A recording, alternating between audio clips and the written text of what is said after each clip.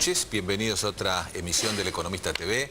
El primer invitado del programa de hoy es el analista político Rosendo Fraga. Rosendo, estamos en los primeros 90 días, 3 meses del segundo mandato de Cristina Kirchner. ¿Y cuáles son a tu juicio los rasgos salientes que han tenido estos primeros 90 días? ¿Ves un cambio con relación a lo que había sido su primer mandato? Bueno, yo creo que ya este es el primer mandato donde Cristina ejerce el poder sin Kirchner, que era el líder ¿no es cierto?, del oficialismo. En alguna medida su primer mandato, los 3 primeros años de los 4 del primer mandato, estuvo el escenario político del oficialismo en gran medida dominado por el papel de Néstor Kirchner como líder del oficialismo, más allá que no fuera el presidente. Pero este yo creo que es el primer mandato de Cristina, digamos, como líder del oficialismo, más allá que sea presidente. Y me parece que a medida que han ido transcurriendo los días se han acentuado las notas políticas que van marcando una diferencia respecto a lo que era, ¿no es cierto?, a lo que era Néstor Kirchner. Me parece que si Néstor Kirchner tenía una gran concentración de poder, ella lo concentró más. Me parece que el gabinete en esta etapa aparece realmente con poco poder, con poca presencia, con poco protagonismo. Me parece que el conflicto con los sindicatos, o con Moyano, para ser preciso, se profundiza. Este era muy diferente a lo que se planteaba, ¿no es cierto?, con Kirchner. Y hasta también lo que se observa, ¿no es cierto?, que algunas figuras que estaban cercanas al poder en la etapa que Néstor Kirchner vivía, ahora claramente, ¿no es cierto?, están alejadas. Me parece que en líneas generales es una etapa en la cual la identificación entre kirchnerismo y peronismo se debilita mucho más que en la etapa de Kirchner. Hablabas recién de Moyano y de otros aliados. Este es quizás el dato más importante en cuanto a una recomposición de alianzas. Ahora, ¿vos crees que es específicamente un cambio en la relación con el sindicalismo o un cambio en la relación específicamente con Moyano? Yo creo que es ambas cosas. Es decir, porque el papel que la coalición oficialista se le está otorgando al sindicalismo, ¿no es cierto?, es un papel bastante menor que el que tenía antes. Además lo estamos viendo con CETER y los docentes, ¿no es cierto? Es decir, el conflicto que se abre con los docentes lo que está marcando que no es exclusivamente con Moyano que hay una actitud diferente, hay con el conjunto, ¿no es cierto?, del sector sindical. Kirchner siempre cuidó de mantener, ¿no es cierto?, las líneas abiertas, los canales de negociación, y ahora me parece que el oficialismo lo considera un sector de menor relevancia. Por eso marco los docentes, porque era un gremio que muy afín al oficialismo y que hoy realmente ha quedado más distante del gobierno. Claro, además Moyano cumplía muchos roles dentro de la coalición oficialista, además de un rol institucional dentro del propio Partido Justicialista, pero además tenía otros roles en cuanto a su capacidad de movilización, de hacer actos multitudinarios, incluso de hacer la primera paritaria que aparecía como un poco testigo para el resto. ¿El gobierno quiere cambiar el secretario general de la CGT, no quiere, está buscando un nuevo Moyano o directamente no quiere que nadie ejerza ese papel? No, yo creo que busca otro secretario general de la CGT, pero me parece que el papel que le otorga la CGT es un papel menor, ¿no es cierto?, que el que tenía en la etapa de Kirchner, y menor al que históricamente le ha dado también el peronismo. Por eso este menor papel de la CGT y del sindicalismo, en alguna medida también es una manifestación, una nota de un kirchnerismo que se perfila algo más distante del peronismo. ¿Quién ocupa el lugar de los viejos aliados que ya no están? Bueno, a mí me parece que hay por un lado un cuadro de gobierno donde aparece ¿no es cierto?, el papel de la cámpora creciente y la pérdida de espacio de otras figuras que estaban mucho más alrededor de, ¿no es cierto?, alrededor de Kirchner. Ahora, me parece que alrededor de esto no hay mucho más, ¿no es cierto?, no hay mucho más que esto.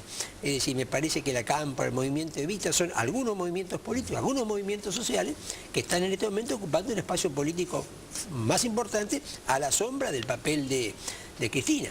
Pero gobernadores los veo en alguna medida con un papel político menor, intendentes conurbanos con un papel político menor y CGT con un papel, ¿no es cierto?, político menor, lo que son las estructuras. Ahora, esto ya lo vimos en las candidaturas. En última instancia estamos viendo en el gobierno, en el manejo político del gobierno, los que ya anticiparon las candidaturas. Bueno, esto significa, a tu juicio, que la presidenta va a apostar básicamente a la gestión y a generar un consenso social a partir de los resultados de su gestión, más que en pensar en armar un entramado político que sostenga al gobierno? El tema de la gestión, ¿no es cierto? Yo no sé si acá en este momento la prioridad es la gestión. A mí me parece que acá hay una prioridad que es esencialmente política antes que ¿no es cierto?, antes que de gestión. No sé si realmente en el gobierno en este momento la gestión es un punto número. Lo veo un gobierno mucho más centrado en conflictos políticos, mucho más centrado en pugnas, ¿no es cierto?, mudas por el poder, en imponer un modelo político ideológico dentro del peronismo, que a lo mejor lo que es específicamente la gestión. Por eso creo que el rol del gabinete en alguna medida ha, ¿no es cierto?, trabajado. Yo creo que siempre acá en esta etapa hay una idea, ¿no es cierto?, que más Estado en el capitalismo, más Estado en el capitalismo, y esto viene de la mano con una revitalización del nacionalismo como valor, ¿no es cierto?, como valor político. Me parece que son los ejes. Y me parece que en alguna medida por acá pasa el centro, ¿no es cierto?, de la acción. Ahora, la gestión muy específicamente, no sé si acá está la prioridad.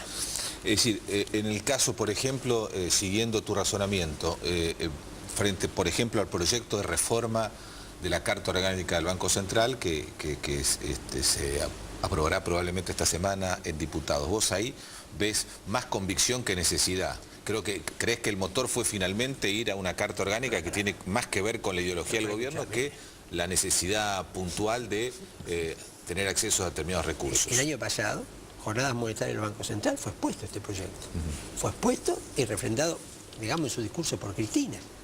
Es decir, no, en esto no hay me parece una sorpresa, tampoco es necesariamente, digamos, yo no soy economista, tampoco quiero decir que esto tenga que ver, que no sea una medida política económica. Sí te marcaría que un año atrás, la jornada monetaria del Banco Central, menos de un año atrás, esto fue puesto como un programa y Cristina cerró la jornada monetaria del Banco Central. Creo que en alguna medida formaba parte de un proyecto, lo cual no quiere decir que no tenga efectos económicos concretos, que dé más recursos, etc.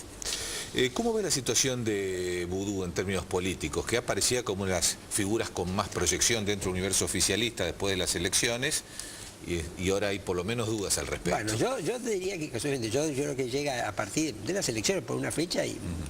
¿no es cierto? Hay una situación política clara alrededor del vicepresidente donde pierde espacio dentro del oficialismo, donde además el oficialismo, claro, toma, a mi juicio era claro que este era el camino, ¿no?, pero toma un camino a lo mejor distinto a lo que representaba, a lo que significa, ¿no es cierto?, a lo que significa Vudú. Pero me parece que el caso Chicone lo ha sometido a un desgaste importante.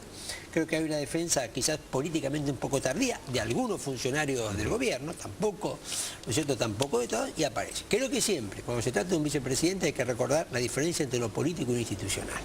Claro. Una crisis alrededor de un ministro es una crisis política.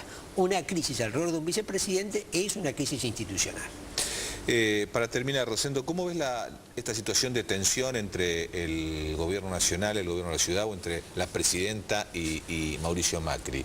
¿Crees que es todo un posicionamiento político que le conviene a ambos, o hay problemas objetivos en la relación entre nación y capital que hay que resolver? Mira, yo creo que hay problemas objetivos que hay que resolver, que se han agudizado por cuestiones como la crisis alrededor del transporte, del transporte público.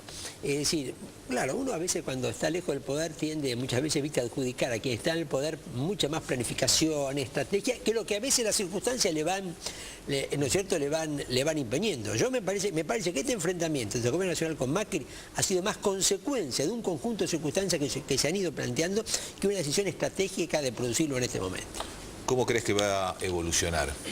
Me parece que el conflicto se profundiza. Creo que el conflicto se profundiza. El transporte público es un flanco político que tiene el gobierno de ahora en más por la tragedia de Once. Todo lo que pase o no pase se va a potenciar. Y que el que es al día de hoy de las encuestas principal figura de la oposición comparta por lo menos ese costo para el gobierno, tiene más nacional más ventaja que desventaja. Muy bien, Rosendo Fraga, muchas gracias. Gracias a vos. Por el programa. Hacemos ahora un corte, enseguida volvemos.